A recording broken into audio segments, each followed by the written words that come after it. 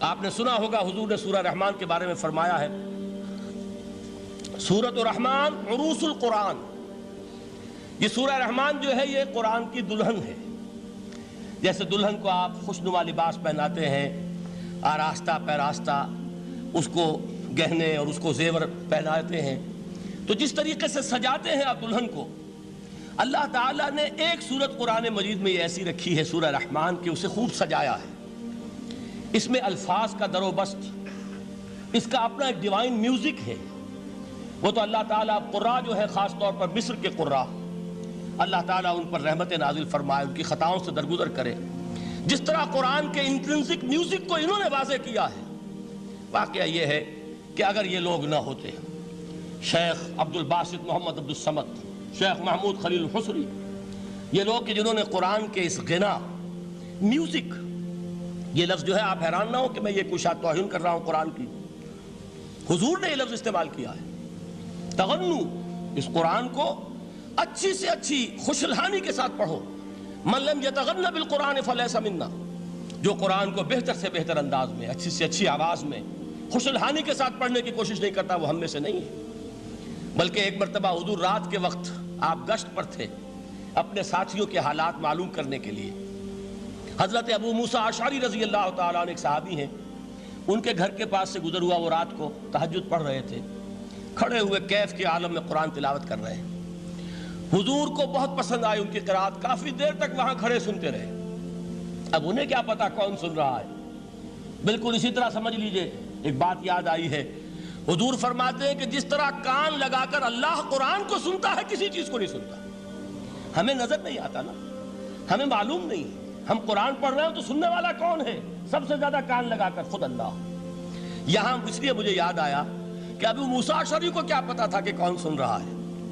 وہ اپنی کیفیت میں نماز میں تہجد میں قرآن کی تلاوت کر رہے تھے، اور ظاہر بات ہے ان کے گھر ایکڑوں میں بنے ہوئے نہیں تھے، ایک ایک کمرہ، ایک ایک کوئی حجرہ، ایسے ہی تو گھر تھے نا صحابہ کے، لہذا حضور پاس سے گزرے، آواز آئی، کافی دیر سنتے رہے۔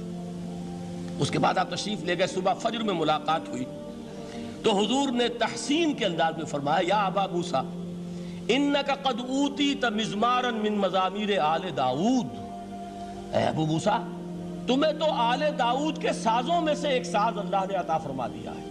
جس طرح حضرت داؤد، لہن داؤدی مشہور ہے کہ جب وہ پچھلے پہر رات کو حمد کے ترانے الاپتے تھے، قرآن میں ہے کہ پرندے شامل ہو جاتے تھے ساتھ، اور پہاڑ وجد میں آتے تھے، پہاڑ بھی ان کے ساتھ شریک ہوتے تھے۔ تو جس طرح کا اللہ نے ان کو لہن عطا فرمایا تھا، حضور نے تحسین کے انداز میں فرمایا ہے ابو موسیٰ اشعری، اللہ نے تمہیں بھی آل داؤد کے سازوں میں سے ایک ساز عطا فرمایا۔ بہرحال قرآن مجید کا جو یہ میوزک ہے، قرآن کے الفاظ کا جو حسن ہے، جہاں تک حسن معنوی ہے وہ تو ہر لفظ میں ہے، لیکن یہ حسن ظاہری، حسن صوتی، حسن لفظی، یہ اپنے کلائمیکس پر آپ کو نظر آئے گا سورہ رحمان میں۔ لیکن قرآن میں یہ سورت اس اعتبار سے بھی ممتاز ہے، اس کی 4 آیات پر ذرا توجہ کریں گے، عجیب حقائق سامنے آئیں گے۔ جہاں یہ قرآن مجید کے حسن صوت اور حسن لفظی کی معراج ہے، وہیں اس کی پہلی 4 آیات میں 4 چوٹی کی چیزوں کا ذکر ہے، سب سے اونچی چیزیں۔ پہلی آیت کیا ہے؟ الرحمن، ایک آیت ہو گئی۔ رحمان کیا ہے؟ اللہ کا نام ہے۔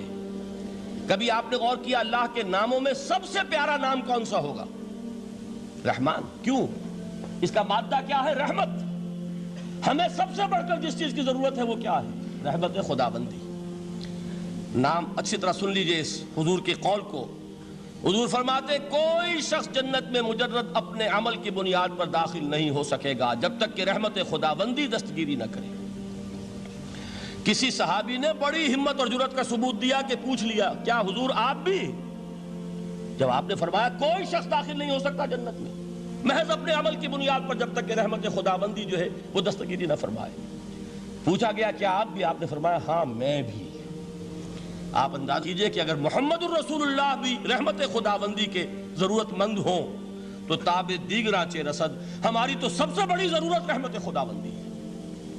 اب یہ رحمت جو ہے قرآن مجید میں اللہ تعالیٰ کی یہ شان 2 الفاظ کے ذریعے سے آتی ہے، رحیم اور رحمان، اور کوئی مادہ نہیں ہے جس سے 2 نام بنتے ہوں اللہ کے۔